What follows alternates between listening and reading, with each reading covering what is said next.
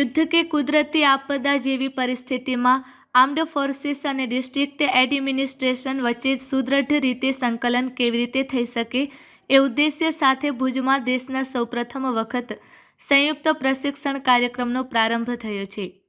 આજરોજ કચ્છ કલેક્ટર શ્રી આનંદ પટેલ દ્વારા દેશભરમાંથી આવેલા ડિફેન્સ અને સિવિલ સર્વિસીસના 30થી વધુ અધિકારીશ્રીઓને કચ્છ કલેક્ટર કચેરી ખાતે આવકાર આપવામાં આવ્યો હતો। ઓપરેશન સિંદૂર બાદ સમગ્ર ભારતમાં સૌપ્રથમ વખત ભુજ ખાતે આ પ્રકારના સંયુક્ત પ્રશિક્ષણ કાર્યક્રમનું આયોજન થઈ રહ્યું છે। આ સંયુક્ત પ્રશિક્ષણ કાર્યક્રમ રાષ્ટ્રની સુરક્ષા માટે હોલ ઓફ નેશન અભિગમને મજબૂત કરવા માટેનું એક ઐતિહાસિક પગલું બની રહેશે।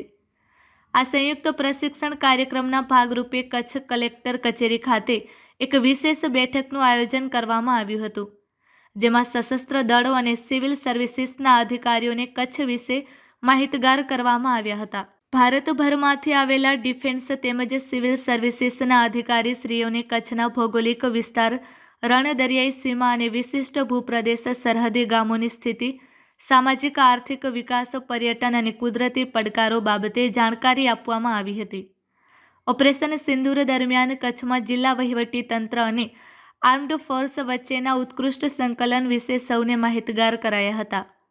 આ ઉપરાંત ઓપરેશન સિંદૂર દરમિયાન કચ્છના લોકોએ નાગરિક ધર્મ નિભાવીને વહીવટી તંત્ર તેમજ સેનાને આપેલા સહયોગની બેઠકમાં પ્રશંસા કરવામાં આવી હતી અને દેશભરમાંથી આવેલા ડિફેન્સના અધિકારીશ્રીઓને આ બાબતે અવગત કરવામાં આવ્યા હતા।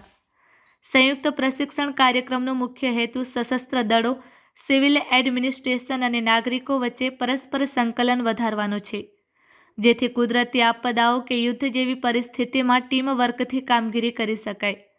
પ્રશિક્ષણ કાર્યક્રમમાં લેક્ચર્સ, ટેબલ ટોપ એક્સરસાઇઝ અને પ્રેક્ટિકલ ફિલ્ડ વિઝિટ આયોજિત કરવામાં આવી છે, જેના લીધે દેશભરમાંથી આવેલા આર્મ્ડ ફોર્સ તેમજ સિવિલ સર્વિસીસના અધિકારીશ્રીઓ સિવિલ મિલિટરી ફ્યુઝન વિશે અવગત થઈ શકશે। આપદા પ્રબંધન, રાષ્ટ્રીય સુરક્ષા અને વહીવટી ક્ષમતાને લઈને ભુજમાં આયોજિત આ પ્રશિક્ષણ કાર્યક્રમ એક મહત્વપૂર્ણ બની રહેશે।